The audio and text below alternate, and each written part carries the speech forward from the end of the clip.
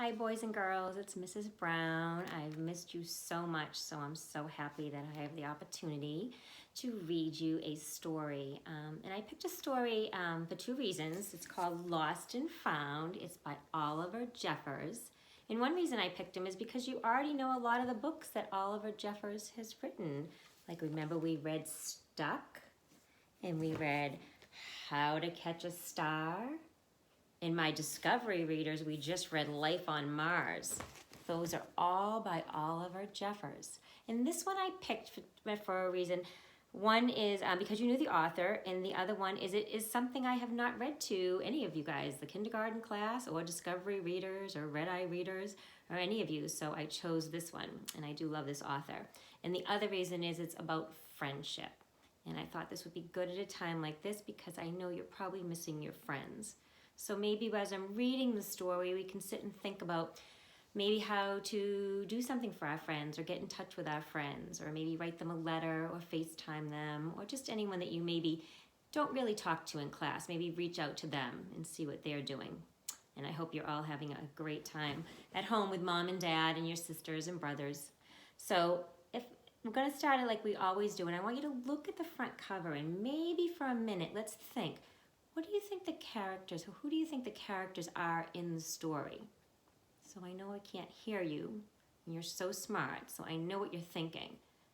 I bet one of you is thinking it's definitely a penguin's going to be a character, and maybe this little boy that's in a lot of Oliver Jeffers stories. He kind of follows him through some of his books. So you're right, those are going to be our two characters. And actually, they're going to be the main characters. Remember we talked about the important characters in a book? And the other thing I want to talk about is setting. Remember we talked about where does the story take place? So let's look at this book. You think it's out in space? Maybe on a desert. Let's think. Maybe tell mom or dad or someone in the room with you, where do you think it takes place?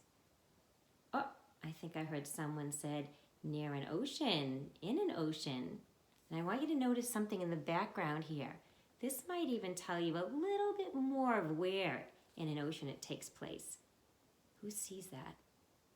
It looks like an iceberg, doesn't it? You're right. We're going somewhere cold with this story. So let's see what these two friends have in common. It's called Lost and Found. And before we even start the story, we notice on the first page that I opened that there is a what? A suitcase.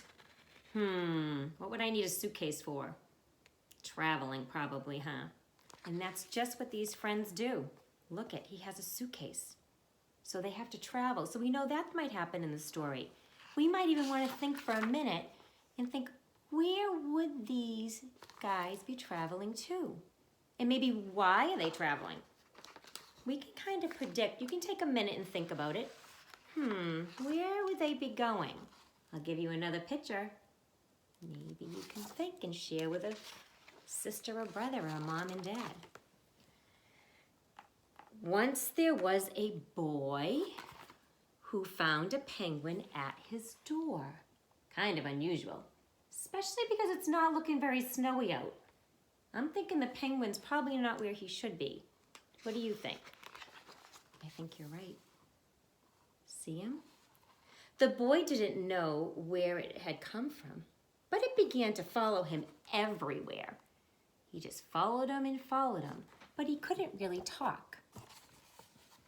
The penguin looked sad, and the boy thought, it must be lost. Look at his super sad face. So the boy figured that out just from looking at the penguin's face, that he was sad. And he thought, what can I do about this? Maybe you could think, what would you do if a penguin came to your door and he was super sad? What would you do? All good ideas. So the boy decided to help the penguin find its way home. He checked the Lost and Found office, but no one was missing a penguin. See the little desk? Lost and Found. Nope, didn't find a home for him there. Then he went on outside and he saw some birds up in the tree. And he said to them, he asked the birds if they knew where the penguin came from, but they ignored him. Some birds are like that. They just ignore you. I don't know if they're intentionally ignoring you, or maybe they didn't understand what he was saying. So he continued on, and the boy went home, and he took a little bath. And the boy asked his duck, but the duck floated away. The duck didn't know either. That night, the boy couldn't sleep because he was disappointed. He wanted to help the penguin, but he wasn't really sure how to help the penguin find his home. Let's see. Can you guys think of a way he could help the penguin? What do you think the boy could do? I bet if you thought and you thought, maybe he could try to find if his mom and dad were around. Does it look like there are any more penguins in this area? I don't think so either. Let's see what else the boy decides. The next morning, he discovered that penguins come from the South Pole. But how could he get there? Well, if I look at the next page, some of you might notice. It's not really obvious, but what do you think this is a picture of? A big ship. Would that be a good way to get to the South Pole? I think so. He ran down to the harbor and he asked the big ship to take them to the South Pole.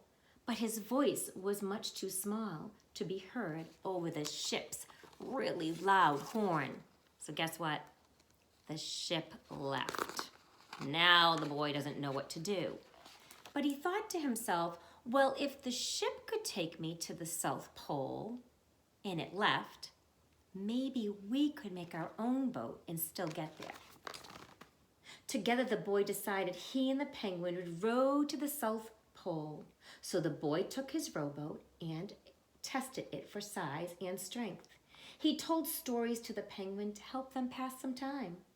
Then he packed everything they would need into, there it is, the suitcase. So I want you to think for a minute. If you were going to the South Pole with a penguin, what would you pack? Maybe you can share what you'd pack with mom or dad or somebody in the room with you. What would you take to the South Pole? Interestingly enough, he's taking an umbrella. I thought that was kind of silly, but we're going to find out if that's a silly thing to take or not. So they get into their boat and they push the rowboat way out to sea. And he's going to take the penguin back. Who remembers why he's going back to the South Pole? Oh, you're right. It's because the penguin is so sad. He wants to make him happy, and he thinks if he brings him home, that'll make him happy. Let's see. They rowed south for many days and for many nights. There was lots of time for stories, and the penguin listened to everyone. So the boy would always tell another story and another story. And they became fast friends spending all this time in the boat. They shared so much together. Until finally, they came to the South Pole. How did they know it was the South Pole? Oh, there's a sign. Welcome to the South Pole. The boy was delighted, but the penguin said nothing. Suddenly, it looked sad again as the boy helped him out of the boat. Did the boy notice that the penguin was still sad? I don't know, but he's kind of still sad. You'd think if he reached his home, the penguin would be super happy. But I don't really see any other penguins there. So maybe the penguin might be still sad. So let's see. Then the boy said, "Goodbye." But look at the penguin's face. And he floated away. When he looked back, the penguin was still there, but it looked sadder than ever. But what did the boy leave the penguin with? He left him with the... I heard one of you. You're right. He left him with the umbrella. Let's see if he uses his umbrella. Doesn't look like it's snowing or raining, so I don't know what he's going to do with that umbrella. But look, here's the iceberg we talked about from the beginning of the story. Told us where the story might take place. Let's see what happens. The boy got in his rowboat, but it felt strange for the boy to be on his own. There was no point telling stories now because there was no one to listen except the wind and the waves. Instead, he just thought by himself. And then he thought some more, and then he realized he made a big mistake. Do you know what the big mistake is that he made? Maybe share it with somebody around you. What mistake did the boy make? Let's think. He seems like he's sad now. What do you think would make the boy happy? Maybe finding his friend again. Let's see. The penguin hadn't been lost. It had just been lonely. So now the boy's thinking, now what do I do? What should the boy do? You're right. It's just what he does. He turned around and he went back for his friend. Quickly, he turned the boat around and he rowed back to the South Pole as fast as he could. Look at the picture. He's rowing and he's rowing and he's rowing, but what is this? Uh-oh, somebody else is also rowing, but it looks like in the opposite direction. Who else is rowing? The penguin. Do you think the penguin thought there was a mistake that was made too? He did. He actually said, I think I'm kind of sad too. And he didn't know why. And he said, oh yes, I miss my boy that I hang out with. At last, he reached the pole again, but where was the penguin? The boy searched and he searched, but there was nowhere to be found. So one was going this way and one was going this way and neither saw each other. So now what do they do? Maybe you can think or tell somebody that's in the room around you. What should they do to find each other? Oh, let's see. Sadly, the boy set off for home. But then the boy saw something in the water ahead of him. Closer and closer and closer he got. You can barely see it, but right up here in the corner, right here, what do you see? You really can't see it, but what do you think it is? I heard somebody say they think it might be the penguin. I think you're right. Let's turn the page, see if it's the penguin. Who said it? Oh, it was you, my smartest kid. You are always giving the best answers. Guess what? You were right. It is the penguin.